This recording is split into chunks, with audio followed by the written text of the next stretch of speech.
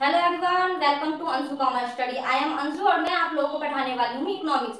हम लोग आज इकोनॉमिक्स में माइक्रो इकोनॉमिक्स स्टार्ट करने वाले हैं। माइक्रो इकोनॉमिक्स पढ़ने से पहले हमें इकोनॉमिक्स को समझना होगा, तो चलिए इकोनॉमिक्स को समझेंगे। हमारे इस वीडियो का मेन उद्देश्य CUET के सारे कॉन्सेप्ट्स को क्लियर करना है। तो यहाँ पे हम लोग 12th का सिलेबस और CUET दोनों का सिलेबस साथ साथ पढ़ेंगे। CUET सिलेबस और 12th के सिलेबस में कोई ज्यादा अंतर नहीं होता है, बस फर्क इतना होता है कि CUET के सिलेबस में थोड़ा हाई लेवल, थोड़ा ज्यादा समझना होता है, बाद बाकी दोनों का सिलेबस एक ही है। तो चलिए समझते हैं माइक्रो इकोनॉमिक्स का पहला चैप्टर मींस इंट्रोडक्शन। सबसे पहले हम लोग समझेंगे अर्थशास्त्र क्या है। तो अर्थशास्त्र समझने से पहले उसकी परिभाषा को देखते हैं। अर्थशास्त्र वह विषय है, अर्थशास्त्र वह विषय है जिसमें मनुष्य की विभिन्न आवश्यकताओं, मनुष्य की बहुत सारी आवश्यकता होती है, जैसे घर, कपड़ा, भोजन, शिक्षा, चिकित्सा, बहुत सारे आवश्यकता होती हैं। तो मनुष्य की विभिन्न आवश्यकताओं एवं इन आवश्यकताओं की पूर्ति के लिए, इन आवश्यकताओं जैसे भोजन, आवास, वस्त्र, चिकित्सा, शिक्षा के लिए मनुष्य द्वारा की गई आर्थिक क्रिया, मनुष्य द्वारा की गई आर्थिक क्रिया, यहाँ क्या है? आर्थिक क्रिया। आर्थिक मीन्स पैसा, क्रिया मीन्स काम, मतलब पैसों के लिए जो काम किया गया, पैसों के लिए जो काम किया गया उसका अध्ययन किया जाएगा। तो अर्थशास्त्र में हम लोग मनुष्य की विभिन्न आवश्यकताओं, मनुष्य की क्या क्या आवश्यकता है इनको, और इन आवश्यकताओं को पूरा करने के लिए मनुष्य जो जो काम करता है उन कामों को पढ़ेंगे।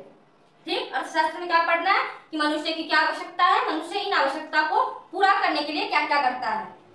अर्थशास्त्र दो शब्द से मिलकर बना है, अर्थ और शास्त्र। अर्थ मीन्स पैसा, शास्त्र, शास्त्र मीन्स वैज्ञानिक अध्ययन। शास्त्र कुछ भी जान लिए, पढ़ लिए, मन में आया और लिख दिए, ऐसा नहीं, यह वैज्ञानिक शास्त्र, वैज्ञानिक अध्ययन मीन्स बहुत सारे विद्वान इकट्ठे होते हैं, अपने अपने विचारों को देते हैं और उन विचारों से एक बुक बनाया जाता है, उनका अध्ययन एक जगह संग्रह किया जाता है, वही अर्थशास्त्र है। मीन्स यह धन से संबंधित सारी बातों का वैज्ञानिक द्वारा अध्ययन करने के बाद बनाया गया है, जो हो गया हमारा अर्थशास्त्र। अर्थशास्त्र दुर्लभता का विज्ञान है, अर्थशास्त्र दुर्लभता का विज्ञान है। दुर्लभता मीन्स क्या? संसाधनों की मांग पूर्ति से अधिक। पहले तो हम ये देखते हैं कि दुर्लभता का विज्ञान अर्थशास्त्र को कहा गया है, जो कि किन्होंने कहा? रॉबिन्स ने अर्थशास्त्र को दुर्लभता का विज्ञान कहा है। दुर्लभता का मतलब होता है, दुर्लभता का मतलब संसाधनों की मांग पूर्ति से अधिक है। मीन्स जैसे हमारे पास एक पेन है, ये एक मार्कर है, मार्कर एक है, संसाधन कम है, मांग लेकिन इसकी ज्यादा है। 10 आदमी हैं, 10 टीचर हैं जो कि एक मार्कर का डिमांड कर रहे हैं। हमारे पास मार्कर एक ही है, पूरे टाइम में एक ही मार्कर उपलब्ध है, पर इन एक मार्कर को 10 लोगों के द्वारा मांगा जा रहा है, 10 लोगों के द्वारा डिमांड किया जा रहा है। क्या एक मार्कर 10 लोगों को दिया जा सकता है? नहीं, एक मार्कर सिर्फ एक इंसान को ही दिया जा सकता है।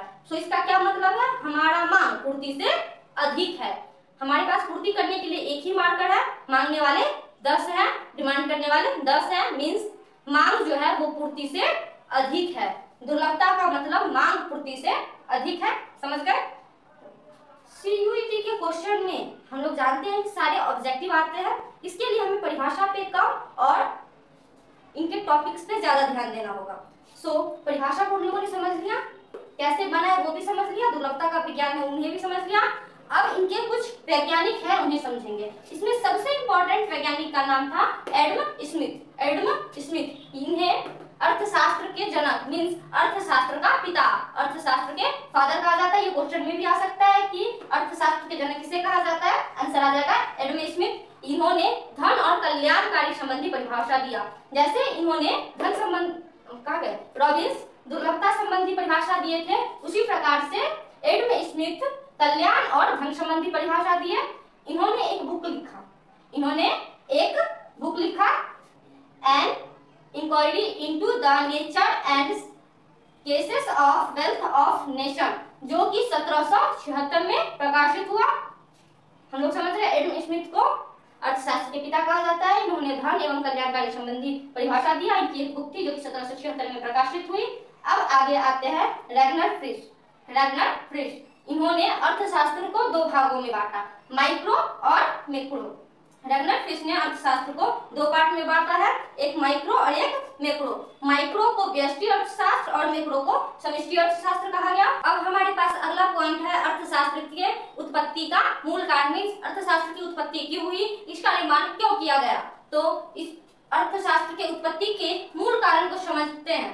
तो अर्थशास्त्र की उत्पत्ति का मूल कारण आर्थिक समस्या है। मीन्स आर्थिक समस्या क्या होता है, तो चलिए इसे समझते हैं। आर्थिक समस्या जब कोई वस्तु सीमित हो और उसे मांगने वाले बहुत सारे लोग हों तो उसे आर्थिक समस्या कहा जाता है। जैसे एक व्यक्ति की आवश्यकताएं बहुत अधिक होती है, उसकी आवश्यकता से अधिक उसकी इच्छाएं होती है। अगर किसी को साइकिल चलाने की आवश्यकता है तो उसके पास अगर साइकिल आ जाता है तो उसे चाहत होती है बाइक की। जब उसके पास बाइक आ जाता है तो उसे चाहत होती है कार की। इंसान की आवश्यकताएं तो पूरी हो भी जाए, उनकी इच्छाएं कभी पूरी नहीं होती। उन्हें जब भी कोई चीज मिलता है या मिलती है तो उससे उनकी इच्छाएं और बढ़ती चली जाती है। सो मनुष्य की इच्छाएं असीमित है, उनकी इच्छाओं की कोई सीमा नहीं है। उन्हें जितना भी मिलेगा उन्हें कम ही लगेगा, उन्हें हमेशा और चाहिए होती है, और की इच्छा होती है। सो मनुष्य की इच्छाएं असीमित है, पर क्या संसाधन असीमित है? नहीं, संसाधन तो सीमित है। संसाधन की एक सीमितता है। किसी भी चीज की एक लिमिट होती है, तो संसाधन की भी एक लिमिट है। किसी भी चीज को बनाने के लिए जो भी लगता है उसका एक सीमित संसाधन होता है। तो सीमित संसाधन से हम लोग असीमित इच्छाओं की तो पूर्ति नहीं कर सकते हैं ना।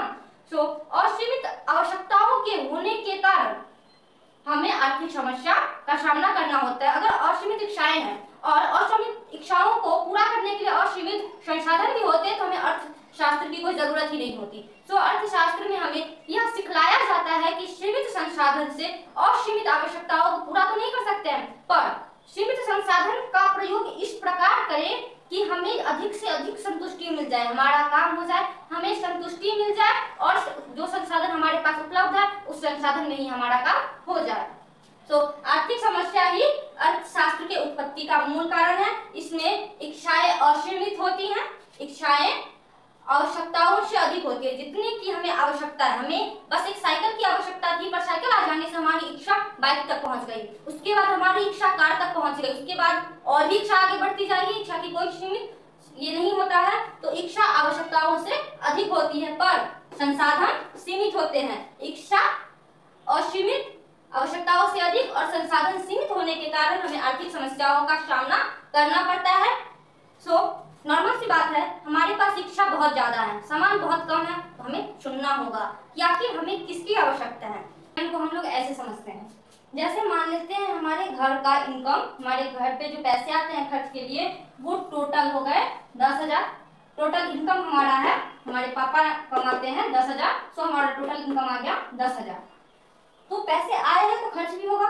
राशन पे हमारा 4,000 खर्च हो रहा है, शिक्षा पे 2,000, चिकित्सा पे 1,000। हमें कुछ सेविंग भी करनी पड़ रही है ताकि भविष्य में अगर कोई आपदा हो तो उसे बचा जा सके। तो 2,000 हमारी सेविंग आ गई। दूध खरीद रहे हैं तो दूध का मान लीजिए 700 रुपये खर्च हो रहा है। अब हमारा बच्चा स्कूल में पढ़ रहा है, उसके जूते फट गए, स्कूल वालों ने कहा है जूते नहीं लेकर के आना वरना स्कूल से निकाल दिया जाएगा। अब बच्चे को पढ़ाना है तो जूता तो खरीद के देना पड़ेगा। जूता 500 का आ गया। फर्नीचर, अब हम लोग सोच रहे हैं जो घर में इतना सा जगह खाली बच रहा है, क्यों ना यहाँ पे एक सोफा लगा दे ताकि आराम से हम पांचों व्यक्ति वहाँ पे बैठ के टीवी देख सके, पढ़ सके, खेल कूद सके, बातें कर सके। हम लोग सोच रहे हैं कि फर्नीचर भी ले लेते हैं जिसका अमाउंट है 2500। तो ये हमारे खर्चे हैं, इसका टोटल करते हैं। तो खर्चों का टोटल करते हैं, देखते हैं क्या आता है टोटल। तो निकालते हैं 00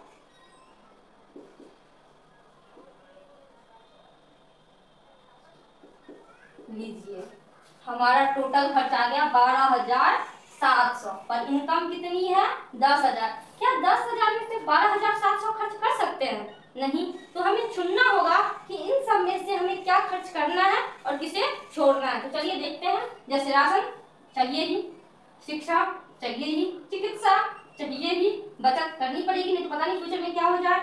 दूध, घर में बच्चे हैं, चाय कॉफी पीनी है तो इसलिए दूध चाहिए ही।